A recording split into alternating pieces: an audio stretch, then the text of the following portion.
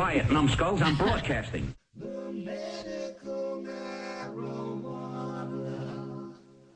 The medical marijuana. Radio show. The medical marijuana for you and me. Ah, yeah, the medical marijuana. Whoa, whoa, whoa, whoa, whoa, yeah, the medical. It's the medical marijuana show. You will know. I want to talk to you. I want to talk to you. Hey, boy, don't feel my world untrue. Yeah, I want to talk to you. My world can be true if you do what I tell you to. I want to talk to you. Good evening, everybody. Welcome to another edition of Medical Marijuana Radio for Friday, the 2nd of May, 2014. I'm your host, Larry Love, and it is allergy season, and I got hit the other day, so I'm not going to do too much talking. I do have a whole bunch of news clips to play for you that have been backing up because we've had a bunch of really great guests, and I haven't been able to play a lot. So we're just going to sit back, relax, play some news clips, maybe a couple of tunes, and see what the hour brings. Don't forget, we're here every Friday night and Saturday night. Saturdays, we're definitely live at 7 p.m. Mountain, which is 6 p.m. Pacific. If you want to call in, that's a great time. And of course, we're available. The replays are available on the Time for Hemp Global Broadcasting Network, 420radio.org, Ustream /MMJRadio. LS Love 88 on YouTube, Cannabis Club Radio, and very soon we'll be making another announcement. We're going to be available on another great new website. I'll let you know when that's up and running. So let's just start off with going around the United States and hearing what's happening in different states. This first one is Arizona, talking about legalizing for recreation. With columnist DJ Montini and reporter Richard Rellis, we see the state of Arizona advancing towards possibly recreational marijuana use. Do you think Arizona will adopt these laws? I think we're going that direction, yeah. I think the medical marijuana is working out okay. I think there's going to be an expansion of that program a little bit. You have at least 2 bills in the legislature, one reducing the penalties for marijuana crimes, another one actually making it legal. Neither one of those will get any traction this year. But maybe by 2016 we'll have something on the ballot. Well, I mean, voters seem to have liked medical marijuana at the ballot box. Do you think they'll also like recreational marijuana? I think it's coming. You know, I think as people see that you know, like when a state goes to pot, it doesn't go to pot. You know, I mean, I think they're going to see that that's going to be okay. We're going to be all right. And do you see any warning signs in Colorado as this thing's rolled out? No, I think things are looking okay in Colorado and Washington, and I think that that's the trend. And we're sort of actually, we're not in the back end of that trend. We're actually among those more progressive areas in this particular thing. So I hope that sooner or later we get there. You think Arizona's going to? I think we'll get there. Yeah. Well, it sounds like Arizona thinks they're going to get there. I hope that they do, and I hope that it just spreads like wildfire. Now let's move over to Texas. Texas, I have a couple of stories here for you. Texas has always been very harsh, and this is from CBS. Dallas, 9 out of 10 Texans want decriminalization. Want to decriminalize. I wonder what that means. Let's see. A battle is shaping up today in Texas over a plant. We're talking about marijuana. A new survey finds more than 9 in 10 Texans wants to decriminalize marijuana. And we had Jack Fink take a look at this today, all new at 6. You could call it a sign of the times. This is the first billboard put up by a North Texas group who support legalizing marijuana in the Lone Star State. Stores selling marijuana for recreational use have taken Colorado by storm. Now a confidential survey by the liberal group Progress Texas shows 92% say they support the same thing here. I mean, if you can tax it and make some revenue, and it seems like a pretty efficient thing, and we'll see, as time goes, how it keeps progressing. In the same survey, 93% in Texas say they support decriminalizing marijuana. While some favor decriminalizing marijuana, that doesn't mean they also favor legalizing the drug. I worry about that. Becca Kroll has run the Nexus Recovery Center for Women for 24 years. Of the 2,000 they treat each year, she says as many as 3 of 4 started with marijuana. Over and over again, we hear the stories about people smoking pot and drinking, and before you know it, they're full-blown addicts. According to the survey, most people also support legalizing marijuana in Texas for medical purposes. UT Dallas professor Robert Morris just published the first-of-its-kind study on states that legalize medical marijuana. We found no increase in crime rates at the state level for states that passed laws legalizing marijuana for medical purposes. Most law enforcement groups strongly oppose legalizing marijuana for any purpose. Jack Fink, CBS 11 News. Well, there's one more person in Texas that really wants decriminalization and legalization, and here's a person who was facing 5 years to life for selling pot brownies. That's right, 5 years to life. Listen to this one. Life in prison. That's what a Round Rock man could be facing. He's accused of making and selling pot brownies and cookies. Now, this is a story you'll only see on KITV. KITV's Melanie Lofton joins us now. And Mel, I know you've been following this case. Could this man really get life for this crime? He could, Judy, and that's because this case is a first-degree felony. It has Jacob Lavoro spending his days here at the Williamson County Jail. We spoke to a lawyer about this case earlier today, and he told us it's insane. But that was unnecessary. Sentenced to 20 years. Jacob Lavoro, accused of making and selling pot brownies, is facing a similar punishment. For marijuana? People we talk to say that's harsh. That's a lot. Shouldn't be overlooked, but it's too heavy. It's kind of crazy. Jamie Spencer is the legal counsel for Texas NORML, an organization that advocates for decriminalization and legalization of marijuana. He thinks the potential sentence is excessive too, but he explains it's because Lavoro's recipe, according to the affidavit, uses hash oil with coconut oil and the marijuana. Possession of a small amount of marijuana is a misdemeanor, but possession of the tiniest amount of hash, under a gram, is a state jail felony. Hash comes from the flowers of a marijuana plant and contains a higher concentration of THC. The state can include the weight of the sugar, butter, and other ingredients in the brownies in the total weight. At more than 660 grams, or about 1.5 pounds, it's a first-degree felony, punishable by 5 years to life in prison. So I just want to interrupt for a second so you understand. They're taking the weight of the flour, the butter, the eggs, and everything that's in the weight, let's say, of a dozen brownies, and that's because it's got hash oil in it. They are using that weight. Let's say the dozen brownies weighed a pound. This guy's getting charged for a pound of marijuana or a pound of extract. I mean, it's totally insane. We'll continue. It's higher than the punishment range for sexual assault, higher than the punishment range for aggravated assault with a deadly weapon. This comes at a time when attitudes on marijuana are shifting. A time where in Colorado, Lavoro might be considered an entrepreneur, but in Texas, he could be a felon. This case is a perfect illustration of the insanity of Texas's drug laws, especially when it comes to marijuana or anything where the active ingredient is THC.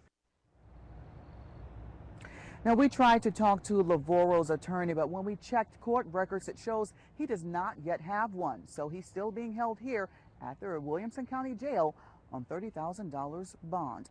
Live in Georgetown, Melanie Lofton, KITV News. Texas has always been very, very harsh on marijuana. People may even still be in jail right now for one joint. So hopefully they will change the rules there. It seems like the public wants it. Now, going over to Colorado, where everybody is watching what's going on with the first state that really is in active legalization. The edible situation is very controversial right now. So they're trying to change the rules and so forth. So with that being said, they would like to have, and actually I think it went into effect yesterday on the 1st. Mandatory lab testing of marijuana edibles began yesterday, and here this is. Very important that we know what is on the shelf, particularly in concern with edibles. A major milestone for the recreational marijuana industry. Today, for the first time, Colorado will begin the mandatory testing of each edible marijuana product before they hit store shelves. There are 3 state-approved labs that do this kind of testing, and we got an inside look at one of them today. Fox 31 Denver's Boris Sanchez live there now with why the testing is so important for your safety. Boris? Jeremy, the testing done here at Can Labs is designed to keep consumers safe, not only by looking at the potency of the product, but any contaminants that may be inside. This is a vital part of the growing medical marijuana industry. Do we expect to see a lot of edibles today? The hard work of testing each edible marijuana product sold in Colorado We'll take a small fraction of the entire edible. Begins here at Can Labs in Denver. This is the raw plant material at the bottom there. One of 3 labs statewide where, as of May 1st, marijuana manufacturers must drop off samples of every batch of edibles they make. We want to know, are there pesticide contaminants? Are there microbiological contaminants? You know, what is the overall potency of this product? And if any product isn't in line with their standards, the entire batch gets quarantined and does not make it to a dispensary shelf. Now people should have a much stronger reassurance that the product that they're getting is safer. Let me double check, yes. Shalene Sumori, the head of science at Dixie Elixirs and Edibles, welcomes the change. We're really focused on giving the highest quality, purest product that we can. As one of Colorado's most popular edible manufacturers, Dixie has been running similar tests on their products long before the state required it, though many of their competitors have not. I'm excited for all of us to be held to the same standards to legitimize the industry and move it forward. And for both the manufacturers and those testing the edibles, keeping users from getting sick, We're all not a bunch of stoners just sitting around smoking weed. Is crucial to validating a growing market. Now, just to be clear, earlier I said medical, I meant recreational marijuana industry. The next step in this process is streamlining the data they collect here at Can Labs and getting it to the state. That should be wrapped up over the next few weeks. Live at Can Labs, Boris Sanchez, Fox 31 Denver. So testing really is a good thing because edibles is a very tricky situation. Even people that have used them many, many times can, eat too much and have a very trippy, unpleasant experience if the packaging doesn't match what the actual content is of the edible. So that's why they're doing all the testing, and of course they do test here in New Mexico as well. And this is one of the main reasons is people not feeling really well eating too much. So doctors say that ER visits are up due to the marijuana edibles in Colorado. Here's this report. Since Colorado legalized marijuana, doctors are saying that they see more and more people coming in with THC-related problems. So we wondered here, is pot different when it's eaten? Well, that's a good question. Were you shocked at the strength of them? Yes. Yes, I was. She doesn't want her face or name shared after she bought gummy bears laced with pot and was told by the salespeople how much to eat. An ear to start, and that would have been made a little more sense. But How much did you have? the gummy bear. It didn't work out well. Your immediate reaction is, I'm dizzy, I'm just going to sit on the couch, and then you end up falling asleep. Colorado's emergency rooms are seeing a new influx of marijuana reactions. So the vast majority of the people coming in are people who've had problems with edibles, not smoked marijuana. If they're coming in related to marijuana, it's largely related to edibles. That's correct. About 5 to 10 a week come into the ER at Denver Health alone after edibles. There's nothing really to do. There's nothing that we need to treat. Can't end the high sooner. Can't end the high, and in many cases, they're unhappy because it's not the high. They're feeling something different. And then when I woke up, the room was spinning, and really all you can do at that point is kind of go back to sleep. not everyone. International student Levi Pongi died after a leap from a fourth-floor balcony. The medical examiner found no controlled substances other than THC in his body. Because sometimes there's underlying psychiatric disorders that the drug can reveal. By the way, I'm interrupting that because the amount of THC that was found in that young man's body was 7 nanograms, which is 2 nanograms over the limit of 5 nanogram impairment level that they have set in Colorado for driving while under impairment. However, 7 nanograms is in no way impairment if you really look into it. I've told you guys before, my listeners, that I took an edible and then had my blood tested the next day, and it was still up to 499 nanograms. So this young man did not jump off of the balcony because he had 7 nanograms of pot in his system. So that's a bunch of BS. Sometimes it is behaviors that the drug can bring out. And again, a lot of times it's mixed, other things that are mixed in there. Richard Kirk is accused of killing his wife, who told a 911 operator he was hallucinating, had eaten edibles, and taken painkillers. What do you know? We really know very little. Dr. Alvin Bronstein heads the Rocky Mountain Poison and Drug Center. Could it be like a different drug taken different ways? I think the route is different, and the time to effect is definitely different if it's taken orally. Slower when eaten, which can prompt impatient people to eat more. And when eaten, it's mixing with food. But it may be combined into a fat substance if one makes a brownie. How much butter was put in there? I don't know. And it may take years before it's really understood. And right now, Colorado's an open laboratory. It totally was a waste, and I, don't purchase them again. And that is your good question. And again, Rick Salinger reporting last night on what people are being told as they go and buy pot as well about the portions they ought to have. A lot of times people will eat it, but then they don't feel that effect because it doesn't kick in for a half hour to an hour. Then they'll eat more. Right. And thus essentially overdose. I don't know if that word's appropriate or not. Well, it's not overdosing, it's taking too much. And my advice has always been, when I was counseling people at the dispensary, to start with a very, very low dose. If it's a cookie and you've never had it before and it's a 50 milligram cookie, I would try maybe a quarter of that cookie first. And like the woman that was just talking on there, she said she'd never buy it again. If you have a bad experience the first time, most likely you will not go back to it. And in the medical industry, that's a very difficult place to be, because if you really need pain relief or sleep, edibles are really, really fantastic for that. And this week on Wednesdays with Marijuana, I talked about this same subject. And if you do take an edible and you get too high, there's a few things you need to remember. Number one, no one has ever died from marijuana. Number two, this feeling will pass. Number three, eat something. You will come down in a little while to a more comfortable level. And number four, lay back, chill, listen to your favorite album, and watch one of your favorite movies. It will pass, and you will be okay. We'll be right back after these words. It's all about the 420 MMJ Radio.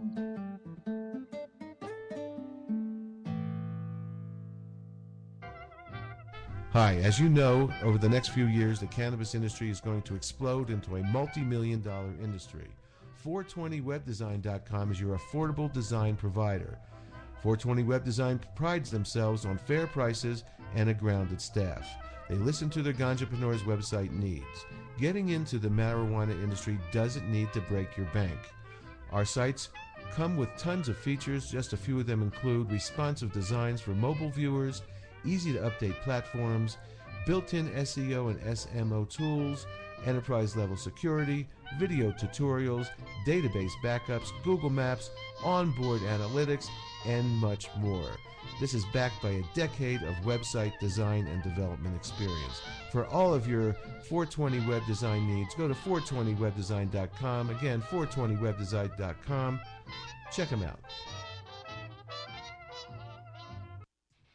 Serious Seeds is your source for quality cannabis and sativa seeds. Serious Seeds are the creators of legendary strains like AK-47, Bubblegum, Chronic, Cali Mist, and White Russian.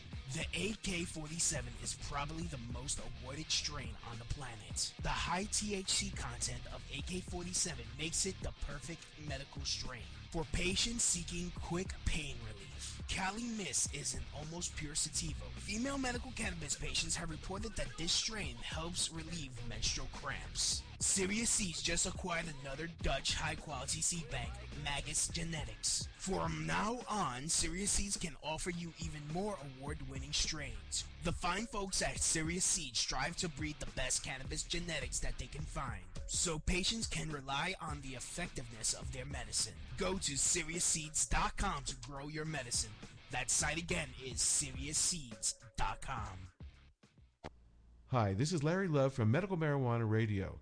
Please listen to this important information about a great device by MagicalButter.com to make your oils, tinctures, and butter. Magical Butter is a device with a microprocessor-controlled program sequence designed by a scientist and a chemist to precisely extract the benefits of various herbs. We believe in herbal remedies and using pharmaceutical pills only when medically necessary. Our device is simple to use. Combine herbs with butter or oil, press a button, and walk away. Magical Butter does everything else. It grinds, heats, and stirs. Please browse our site to discover how to eat the treat. Thank you for your support, and have a magical day. Again, for your tinctures, butter, and oils, that's MagicalButter.com. This is a great appliance. Use coupon code LOVE to get $20 off.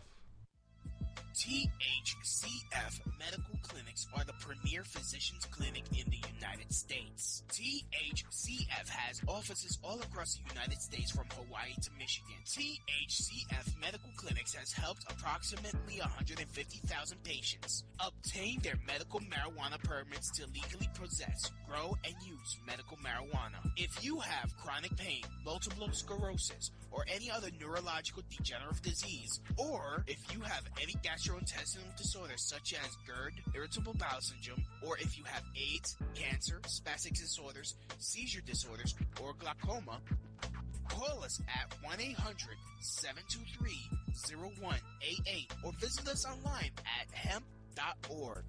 Again, the number is 1-800-723-0188 and the site is HEMP.org.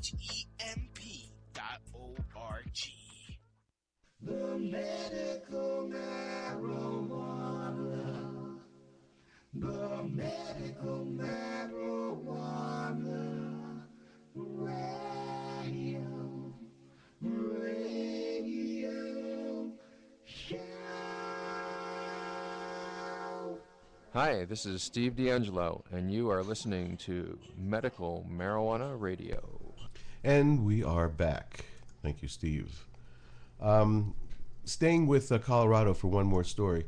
It seems that legalization in Colorado is causing problems, of course, with the medical program, and the same thing's happening in Washington State. In Colorado, they had a caregiver system where caregivers can grow for patients and have X amount of patients and X amount of plants per patient. So some people require more medicine than others. Let's say people who are taking the Rick Simpson oil capsules or going through a treatment like that. You can't just exist with a total of 6 ounces or whatever, whether the designation is up in Colorado. So there was a provision for doctors to be able to, for their patients, get their amount raised up so that they'd have enough medicine for themselves. So now they're trying to cut that back. So the health department is no longer registering excess doses for patients that need more marijuana. And here's this report. And new at 10, the state health department is putting medical marijuana users, their doctors, and law enforcement on notice. Saying it will no longer register people to grow or consume high doses of pot. Call 7 investigator John Farouche is uncovering that it's really high amounts, tracking where some of that medical not marijuana is going. Yeah, and those excess dose applications signed by a doctor have been entered in the state marijuana registry by the thousands every month, giving users legal cover should they be questioned about how much pot they're growing. But no more. And this caregiver says, having just met so-and-so, I believe I can be a very positive influence in his life. Larry Wolk, director of the State Health Department, says many applications for so-called excess dose recommendations signed by doctors are ludicrous. It's insulting. In my opinion, it at least borders on malpractice by saying things like, it's for an edible, or it's to help stop smoking. But by law, the State Health Department doesn't approve or disapprove such applications or enforce them. It only enters them in the state registry. And who's checking this? No one. By statute, 6 plants and 2 ounces of medical marijuana are approved only for specific medical conditions like pain, nausea, lack of appetite by those with cancer or AIDS. But there is no specific regulation or requirement for approval of excess doses of marijuana other than the undefined medical necessity. What are the prerequisites for medical necessity? There really are none to date. We don't have sufficient research that demonstrates increased amounts of marijuana are required or medically necessary for those conditions or any other condition. Legitimate medical dispensaries are regulated by the Department of Revenue. The pot going out the door is tracked, taxes are paid. But for individuals and so-called caregivers, who is checking on how this excess dosage is being used or whether caregivers actually have patients? It's somewhat of a loophole. We don't have the regulatory authority or the resources to track where that's going. So Wolk is notifying doctors, the Department of Revenue, and law enforcement that the State Health Department will no longer register excess doses. Now, if a person is caught growing excess amounts of marijuana, it's solely the doctors who must justify the person's right to have so many plants and possession of so much pot. The health department is out of the mix. They can no longer use the Department of Public Health as their defense for medical necessity. The patient then will be put in this position of trying to make sure that they can establish medical necessity with police or with the legal system without using the Department of Public Health as their crutch. Dr. Wolk says he hopes this new policy will force the state medical board to develop specific guidelines for medical necessity, guidelines that presently don't exist. They could help law enforcement determine whether large pot grows are in fact for legitimate medical needs or for possible sale or trafficking. In the newsroom, I'm John Ferrugia, 7 News. Here in New Mexico, by the way, you can get your medical necessity raised if your doctor feels that you need to, just like it used to be in Colorado. So again, with legalization comes more restrictions for the medical people. It makes no sense. But speaking of making no sense, I have to show both sides of things sometimes, and of course Fox News is always very entertaining. And here is Fox News. It's their spin on a study that has mixed results, and there's a lot of BS in it. So here you go. New at 5, miracle drug or snake oil? A new report questions whether medical marijuana really works, especially on hard-to-treat patients. Dr. Joe, some patients say medical marijuana is their drug of last resort. So explain today's findings. Well, this was a review of the literature, so it looked at multiple studies, and what these researchers found is there really isn't enough information to really get behind that medical marijuana. And what they did say was they did find some benefit. They found benefit for a disease called multiple sclerosis, or MS, and it was for the spasticity. That's where the muscles get really, really tight and the pain associated with that. And so they did find that benefit, but they also looked at other things too, other neurological conditions, and said they could not find a benefit for things like Parkinson's disease, Huntington's disease, Tourette's, the tics in that. By the way, Parkinson's and Huntington's were just approved here in New Mexico as being a qualifying condition for the medical cannabis program here, meaning that there were enough studies for the board of physicians to recommend it to the state health department and the health secretary, and it was approved by the health secretary. So, got to call them out on that BS right there. And of course, there's not enough studies done here in the U.S. because it's been illegal. We can't do them. But Europe, Israel, plenty of information there, and we need to embrace that. So let's continue with the Fox spin. dystonia, cervical dystonia, or epilepsy. Now, epilepsy is a big one because they said that there really was not a lot of good evidence there. And Denise, you know, we've heard from lots of parents about this. But when we look at where this is coming from, it's coming from the American Academy of Neurology. And they represent 27,000 neurologists and neurological professionals across the world. So again, I spoke with them on the phone, and they really do say that it is amazing when they looked and they saw the lack of information out there. This is really shocking because there have been The lack of information at those 27,000 doctors is lack of education. They're not educated about cannabis.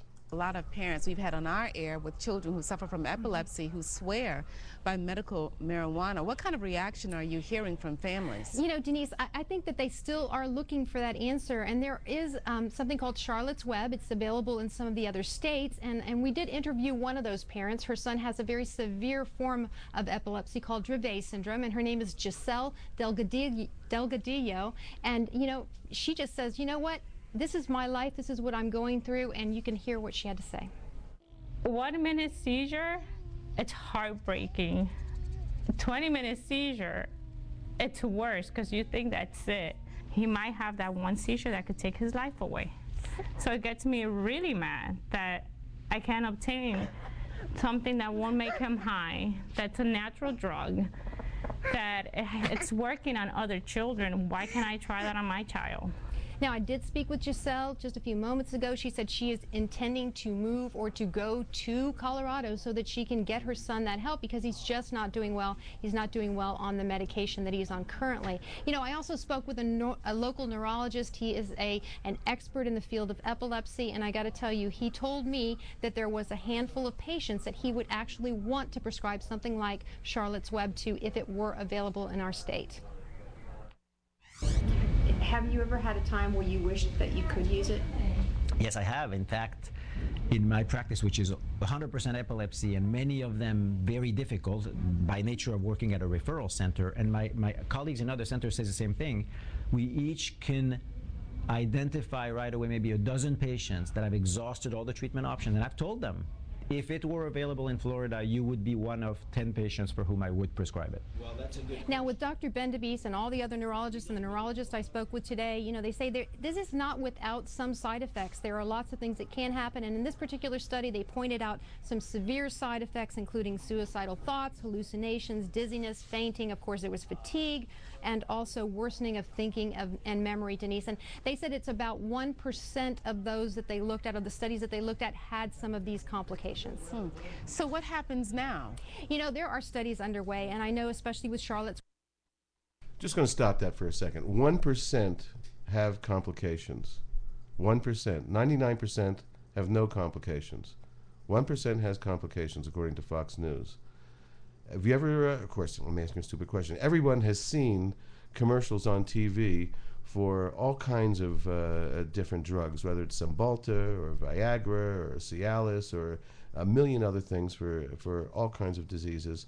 They list like 20 different things that suicide may be prominent. Your kidneys will go. They list 20 different things in those commercials that would make you not want to take that particular drug. And marijuana is just way less dangerous than those pharmaceuticals. We all know that. So, all right, let's finish this up. Web, which is what Giselle is trying to get for her son Bruno. They're trying to make it as that scientific as possible. So they're looking at the strains of marijuana. They're examining them in the laboratory. They're measuring the amounts, and they're trying to be as scientific as they can be. Because remember, what we're looking for, what scientists are looking for in these studies are exact amounts and numbers. And you know, sometimes you can't measure that. And again, when I spoke with this researcher, he said one of the biggest problems was the bias. People they weren't blinded, so they knew what they were taking, and sometimes that makes people, you know, that placebo effect even stronger. So again, I think that the bottom line is, you know, the concern is there are risks to this, and we really don't have a lot of good information. So again, we just need more of it. Joe, thank you very much. They certainly need good information because they're denying that the federal government, you know, has a patent 6630507 that says that marijuana is good for Parkinson's, it's good for MS, it's good for Alzheimer's, it works for like a million different things, and that's the United States government's, that's their patent. Now, Speaking of the United States government, some of them just won't get their head out of the sand. This is from the Huffington Post. Top military officials say that the U.S. pot legalization efforts are harming the war on drugs. Well, for them, it's bettering the war on drugs for reality, but these people still have their head in the sand. So here is the Huffington Post report. Is pot legalization the road to more drug wars? Probably not, but top military officials suggested that just that at a congressional hearing on Tuesday. Robert J. Papp Jr., the head of the U.S. Coast Guard, and Marine Corps General John Kelly said that the push by states to legalize marijuana is rattling the confidence of close allies in the war on drugs, namely Colombia and Nicaragua. Now, the hearing focused on challenges of cracking down on drug smugglers from entering the U.S. from the southern border, as well as Central America and the Caribbean. Now, Papp and Kelly said that used examples of pot legalization in Washington state and Colorado as reasons for a rise in difficulties of stopping drug trafficking.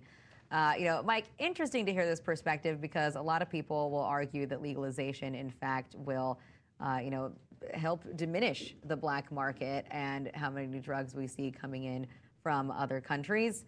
Here we are hearing the exact opposite example, although, when you talk about countries like Colombia, I think that they were actually pretty happy, with a lot of our prohibitionary type of laws, because guess what? It's also still funneling a lot of money into their economies. Yeah, that's an excellent point. I actually hadn't looked at it that way, but there are all kinds of cartels in many of those countries, Mexico and Colombia, who probably count on quite a steady stream of income. But at the same time, I believe that some of those countries are also playing around with legalizing or at least loosening the battle against marijuana. Not necessarily the other drugs, but at least marijuana. So there's a little bit of a conflict there. No, certainly. This is why, personally, I'm always skeptical when you start hearing officials like this, military officials in particular, talk about how policies are hurting their overall efforts in something like a war on drugs, which we know has been failing here at home. And, you really have to question whether or not their fear-mongering is working when talking about the way it affects drug they've got a lot invested in that fight, and they've been doing it for a long time. And it's sort of been a training opportunity for the military for many years to get people in other countries. And I'm sure they do other things while they're there. So it probably serves a secondary function for the U.S. military. So they don't want to give up on their war on drugs. They do have the right to be wrong, but you know what? It's wrong. It's wrong to be wrong.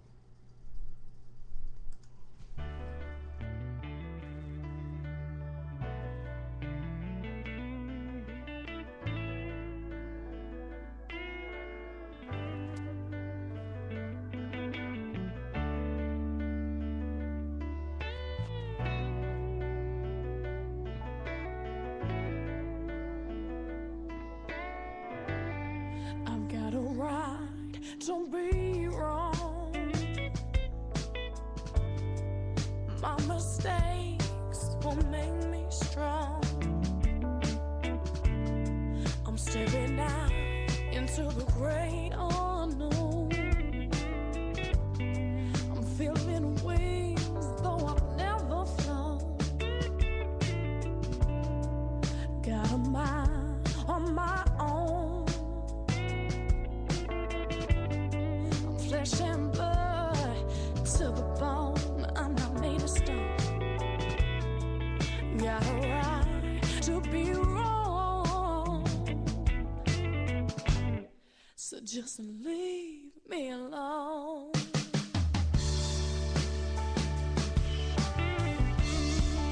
Got a right to be wrong. I've been held down too long. I've got to break free so I can finally breathe. Got a right to be wrong. Gotta sing my own song. I might be singing out of key, but it sure feels good to me. Got a right to be wrong. So just leave me alone.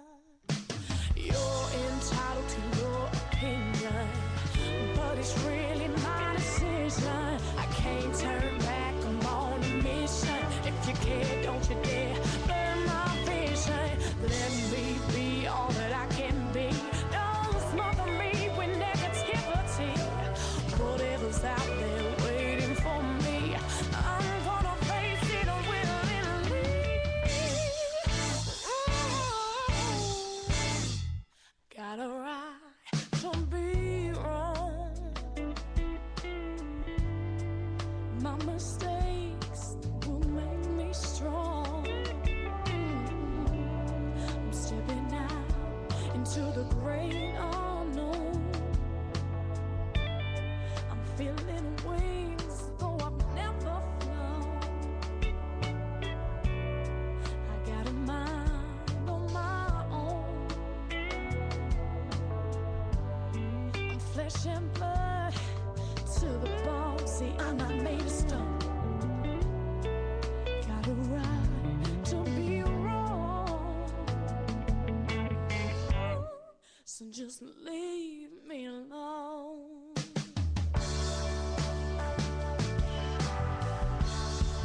Got a right to be wrong. I've been held down too long.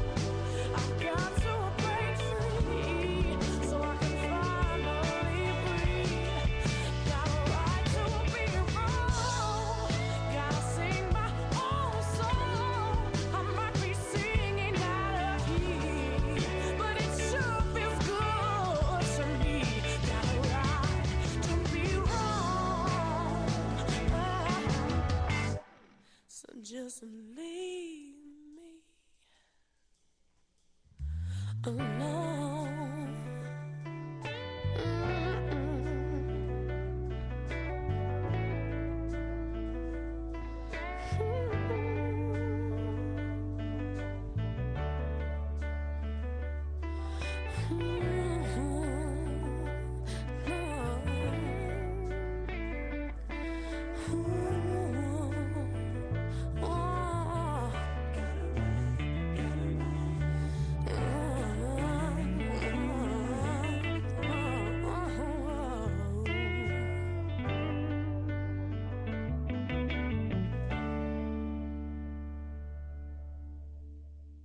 The medical marijuana. The medical marijuana. Radio. Radio. Show. Okay, we're back, and I'm going to take a little trip with you to Israel, where Dr. Meshulam, who isolated and found THC back in the 60s and then CBD in the 90s, they're pioneering on pediatric pot. And here's a report from Israel, always ahead of everybody else. This is where, well, everything began. The birth of Christ, and in this ancient city, the birth of medical marijuana. So this is where it all began? Essentially, yes. Israel is way ahead of most countries in the world when it comes to cannabis research. Thanks to this man, Dr. Raphael Meshulam, who has devoted the past 4 decades to figuring out how people of all ages can benefit from bud. It is an illicit drug in the US, not in Israel. It's not an illicit drug in most countries, but it is an illicit drug in the US. Any reason behind it? None. None. It's not toxic, period. Meshulam, known as the godfather of cannabis research, was the first person to isolate the THC component, a psychoactive ingredient in marijuana. And with that sparked an international debate, not about how dangerous marijuana is, but instead about how helpful it can be, even for children. This is what is the material that's being given to epileptic children. Meshulam and his colleague were the first to test THC drops on kids with cancer, enabling 8-year-old Liev, who had a brain tumor, to consume cannabis to help with his pain and with the side effects of surgery and chemotherapy. He shares a special bond with his father, who smokes weed to help with his CRPS, a chronic pain condition. First, I began taking fewer pills, and second, I came to live like a human. And I understand that this is my savior, my life savior. Medical marijuana is estimated to be a $40 million industry in Israel, and research conducted here has helped fuel America's own medical marijuana business. You were allowed a tricorder. expected to reach upwards of $2 billion this year alone. And this country is also unique in that it's not just in the comfort of one's own home that people take marijuana as medicine. In Israel, patients are allowed to consume medical marijuana in hospitals, even here at the Children's Oncology Unit at Sheba Medical Center. We met Yaniv Yeshed at this government-run hospital. His 9-year-old son was diagnosed with bone marrow cancer and is undergoing chemotherapy. It came with a lot of throwing up, no appetite, lack of taste. He had no idea about medical marijuana until other parents at the hospital told him it helped their child. They call it desire drops because it makes them want to eat. If someone told me at the beginning that there was this option of cannabis, I think I could have saved him a lot of months of pain. We published that exactly in children, giving pure THC to children. They stopped vomiting. Why physicians didn't go and use it, I don't know. 20 years ago. 20 years ago, we told people about it, and nothing happened. It's, let me find the right word, outrageous. But now things are changing, for the very youngest who are ill to the very oldest. At this nursing home in Israel, patients as old as 103 consume medical marijuana. Here, they eat it. They get injected with it. They swallow it, and they smoke it. 100-year-old Sarah Kopit takes one cannabis pill 3 times a day.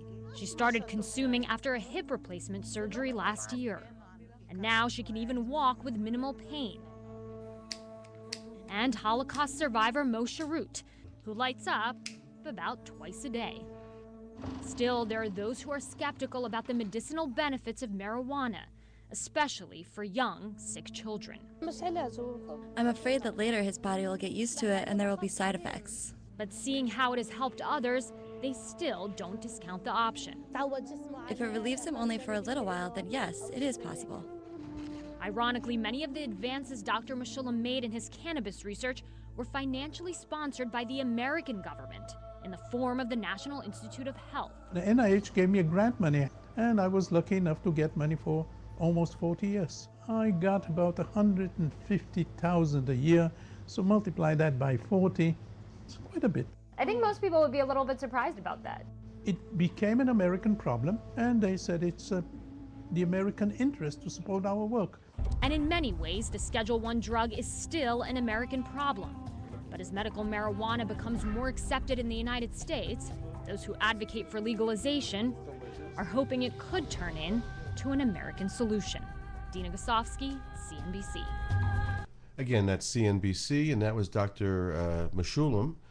Thank you, Dr. Meshulam, for working on this plant for 40 years. And thank you for 20 years ago telling people how it could help people, with their increased appetite when you can't eat and when you're older and pain and so forth. And 20 years goes by, and he was even saying it was outrageous that nothing has happened. And all this time is wasted, and people being in pain and sick and dying. It's got to be legalized medically on a national level. There's just no doubt about it. Here's one more report. This is the latest. Medical marijuana effectively treats MS symptoms. This is a new review. Medical marijuana is becoming mainstream. 21 states and the District of Columbia allow it. But until today, little was known about whether it can effectively treat neurological disorders. Dr. John LaPook reports on a new review of medical marijuana. 69-year-old Gloria Gates has multiple sclerosis. She can no longer walk and is often in severe pain. One thing that is just intolerable for me are these excruciating leg cramps. Powerful muscle relaxants didn't help. She now has a medical marijuana permit and uses an extract specifically made for her. I tried it as a last resort, and it's been an absolute blessing for me. Today, for the first time, the American Academy of Neurology said medical marijuana is an effective treatment for some symptoms of multiple sclerosis. It concluded spasm, muscle tightness, and pain can all be helped. That's when the drug is given as an oral spray or pill. There's not enough evidence to determine if smoking marijuana is also effective. Dr. Barbara Koppel is the lead author. There's lots of literature about smoking because that's what most people do, but it's all anonymous questionnaires and it's patient testimonials. As for other disorders, in Parkinson's, the panel found marijuana ineffective for treating abnormal movements caused by medications. The data was inconclusive for treating tics and Tourette syndrome and seizures in epilepsy. I have a feeling it's going to help epilepsy just because most of my patients have epilepsy, and they tell me that smoking marijuana helps them. But that's not the kind of evidence we could use for the guidelines. Since marijuana has been illegal in the United States, research into benefits and risks, such as cognitive side effects, has been severely hampered. In fact, there's only one federally approved source for study, and Scott, now medical marijuana is being made legal by state voters, not by the FDA, so it has not gone through the usual rigorous FDA approval process. John, thanks. We'll be right back after this.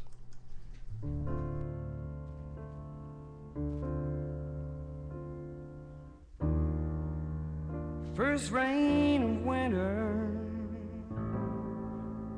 the first fall from grace, first hollow echo in the halls of praise. How could Samson, blind as a bear, have gone and pulled down the temple like that? How could little Caesar know whereof he spoke when all his wheels are turning him into a joke?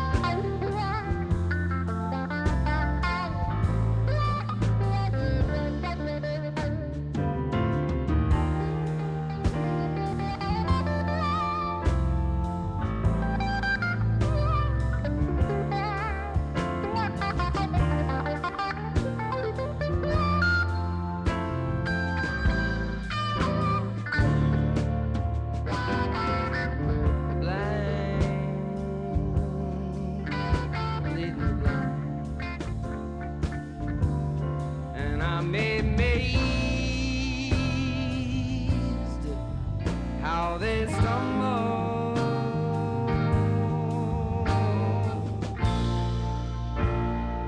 Homeward through the hay.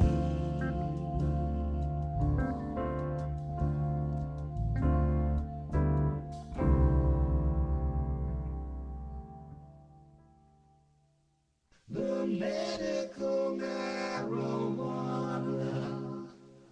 The medical marijuana. Radio. Radio. Show.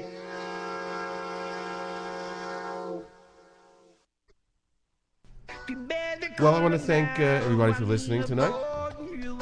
We'll be back tomorrow night at 6 p.m. Pacific, 7 p.m. Mountain, 9 p.m. on the East Coast with another brand new show. Don't forget replays on Time for Hemp Global Broadcasting Network. That's timeforhemp.com, 420radio.org.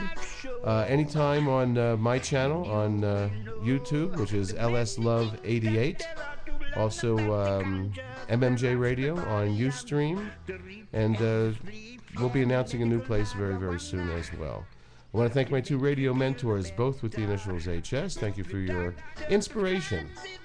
And if you have any questions, suggestions, info at MMJRadio.com. Info at MMJRadio.com. And Wednesdays, don't forget on CanawanaBuy.com. CanawanaBuy.com. I do Wednesdays with Larawana, a short 5-minute show to bring you some interesting information on medical and recreational marijuana from all over the world. So we'll talk to you tomorrow night. The medical marijuana.